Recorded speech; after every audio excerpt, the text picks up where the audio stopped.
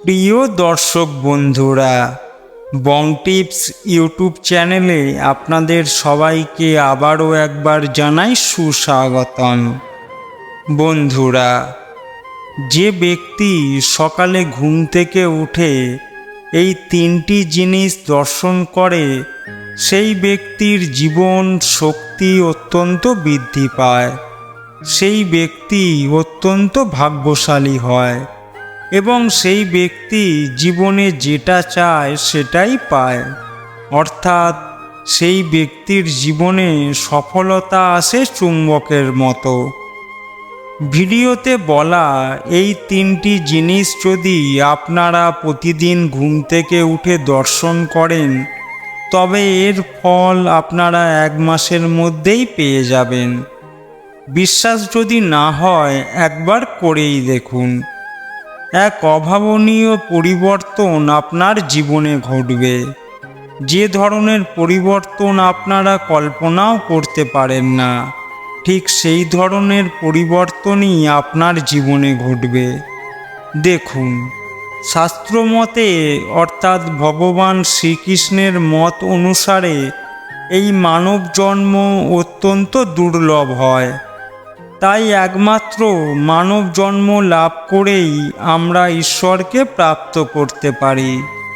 কিন্তু শাস্ত্র মতে কয়েকটি নিয়ম আছে, যদি সেগুলি আমরা পালন করতে পারি তাহলে জীবনের দুঃখ কষ্ট থেকে যেমন আমরা রেহাই পেতে পারব, সেরকমই সুখ ও শান্তির ছোঁয়াও লাগবে আমাদের পরিবারে।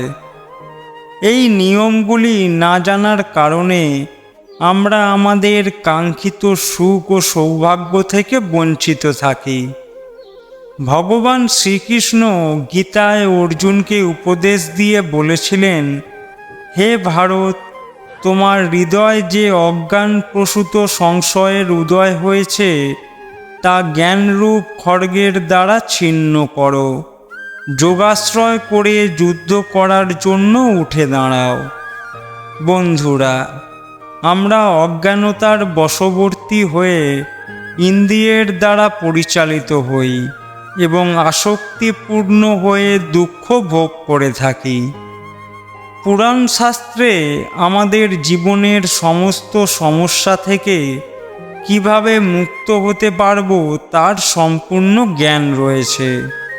সেই জ্ঞান অর্জন করে আমরা আমাদের কাঙ্ক্ষিত লক্ষ্যে অর্থাৎ সুখ ও সৌভাগ্য অর্জন করতে পারি।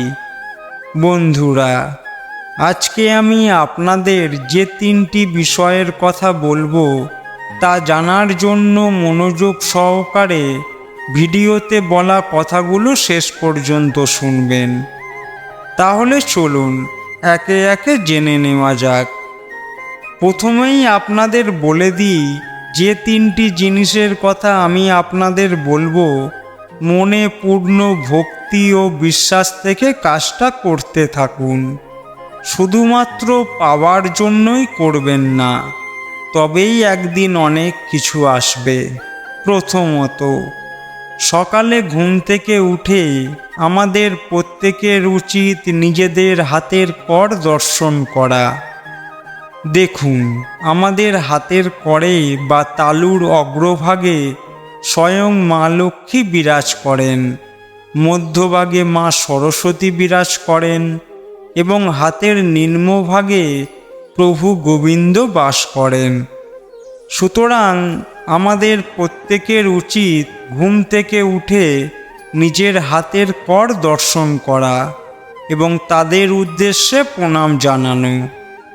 মাতা লক্ষ্মী, সরস্বতী ও শ্রীকৃষ্ণের নাম নিয়ে যে ব্যক্তি তার দিন শুরু করে সেই ব্যক্তির জীবনে সফলতা অবশ্যই আসে, আর বিভিন্ন দেবদেবীর আশীর্বাদে সেই ব্যক্তির দুঃখ, দারিদ্রতা, কষ্ট, রোগব্যাধি এগুলোর সব বিনাশ হয়।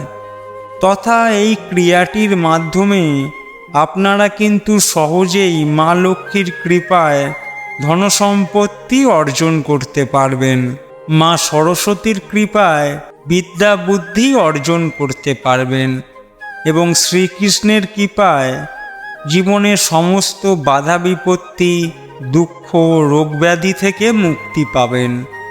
এছাড়াও হাত দর্শন করতে করতে আপনি যদি একটি মন্ত্রের জপ করতে পারেন, তাহলে খুব তাড়াতাড়ি জীবনে কিছু শুভ ফল পাওয়ার সম্ভাবনা থাকবে। মন্ত্রটি হল: করাগ্রে বসতে লক্ষ্মী, করমধ্যে সরস্বতী, করমূল্যে তু গোবিন্দায়, প্রভাতে করদর্শনাম। অর্থাৎ আমার হাতের অগ্রভাগে মা লক্ষ্মী, মধ্যভাগে মা সরস্বতী এবং মূল ভাগে ভগবান শ্রীকৃষ্ণ বসবাস করেন এবং এনাদের আমি দর্শন করে থাকি। বন্ধুরা, এবারে আমি আপনাদেরকে দ্বিতীয় বিষয়টি নিয়ে বলবো। শাস্ত্র মতে মনে করা হয় প্রত্যেক মানুষের সপ্তাহে একদিন হলেও ব্রহ্ম মুহূর্তে ঘুম থেকে উঠে উঠানে পাখিদের খেতে দেওয়া উচিত। যদি আপনার ঘুম ভোর 3টা থেকে ভোর 5টার মধ্যে ভেঙে যায়, তাহলে বুঝবেন ভগবান স্বয়ং আপনাকে এই সংকেত দিচ্ছেন যে আমাদের প্রত্যহ ব্রহ্ম মুহূর্তে ঘুম থেকে উঠে যাওয়া এবং উঠানে আসা পাখিদের খেতে দেওয়া প্রয়োজন। সুতরাং আমাদের এই ব্রহ্ম মুহূর্তে ঘুম থেকে ওঠা অবশ্যই অভ্যাস করা উচিত এবং এই কাজটিও করা উচিত। এর ফলে আমাদের মন ও মস্তিষ্ক সতেজ থাকবে এবং জীবনে সফলতা বহন করে নিয়ে আসবে। দেখুন, এই ব্রহ্ম মুহূর্তে কিন্তু এই ব্রহ্মাণ্ডের সৃষ্টি হয়েছিল। সুতরাং এই ব্রহ্ম মুহূর্তের সময়টিতে আমাদের পৃথিবীতে বহু ধরনের দৈবিক শক্তির আগমন ঘটে। এছাড়াও ভোর 3টা থেকে 5টার মধ্যে যে সময়, সেই সময় বায়ুমণ্ডলের এনার্জি অত্যন্ত বেশি পরিমাণে বৃদ্ধি পায়, যা আমাদের শরীরের জন্য খুবই ভালো এবং মঙ্গলজনক। সুতরাং এই সময় যে ব্যক্তি ঘুম থেকে উঠবেন, তার শরীর মন অত্যন্ত সুস্থ ও সবল থাকে। এবং আপনি যদি এই ব্রহ্ম মুহূর্তে উঠানে আসা পাখিদের খেতে দেন, জেনে রাখবেন আপনি ব্রহ্ম মুহূর্তে অনেক বড় পুণ্যের কাজ করছেন। যারা ইতিমধ্যেই এই কাজটি করে আসছেন, তারা আমার এই কথাটির মর্মার্থ উপলব্ধি করতে পারবেন। এই কাজটি মনে বিশ্বাস রেখে নিয়মিত করতে পারলে আপনি সফলতার চরম শিখরে পৌঁছাতে পারবেন। মনে করা হয় ব্রহ্ম মুহূর্তে যে পরিবার এই কাজটি করে থাকে, সেই পরিবারে স্বয়ং মা লক্ষ্মী অধিষ্ঠান করেন।